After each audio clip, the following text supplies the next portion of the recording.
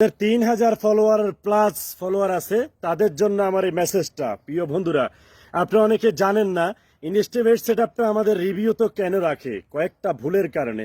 আজকে এই ভুলগুলি আমি আপনাদের সামনে তুলে ধরব। যদি সম্ভব হয় আমার কথাগুলি শুনে এই ভুলগুলি একটু সংশোধন করার চেষ্টা করবেন। আমরা যখন নতুন পেজ ক্রিয়েট করি, আলহামদুলিল্লাহ আমাদের রিলস ভিডিও দিয়ে আমরা শুরু করি। অনেক সময় লং ভিডিও আমরা বানাইতে পারি না, কারণ লং ভিডিওতে অনেক কথা বলা লাগে। লং ভিডিওগুলি 3 মিনিট প্লাস করা লাগে, তাই না ভাই? বাস্তব। কারণ এই লং ভিডিওগুলি অনেক সময় বানাইতে গেলে আমাদের কথাগুলি গোছায় বলতে পারি না 100%, যেটা আমিও পারি না।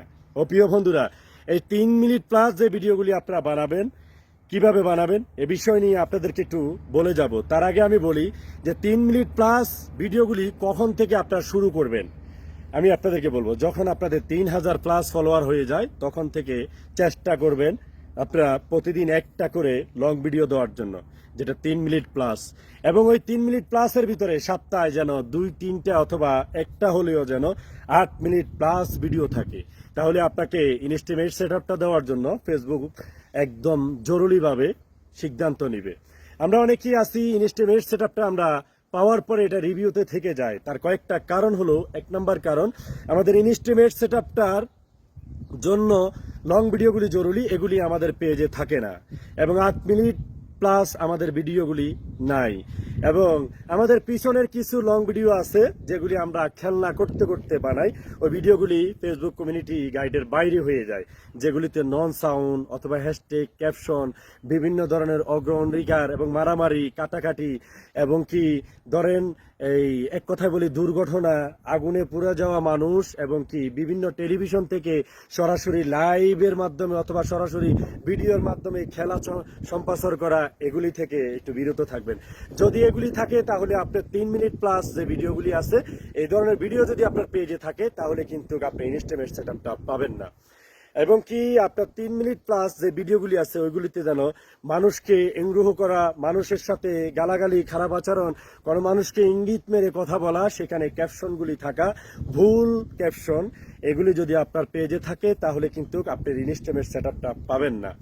ও প্রিয় বন্ধুরা, ইনস্টিমেট সেটআপ পাওয়ার জন্য আপনাকে আরেকটা জিনিস ঠিক রাখতে হবে, সেটা হলো লাইভ।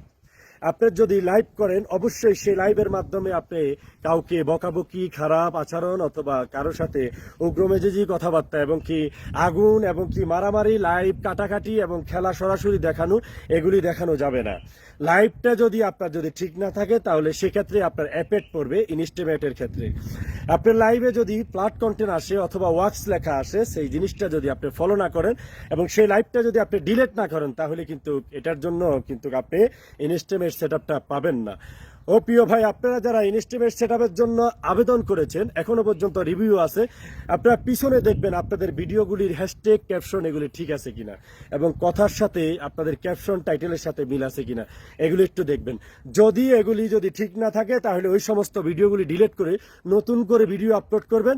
ইনস্টিমেট সেটআপের ক্ষেত্রে অন্তপক্ষে 8 মিনিট 4টা, 5টা, 10টা ভিডিও যেন আপনার পেজটাতে থাকে, তাহলে আপনার অতি দ্রুত রিভিউটা শেষ করে আপনাকে দিয়ে দিতে পারে।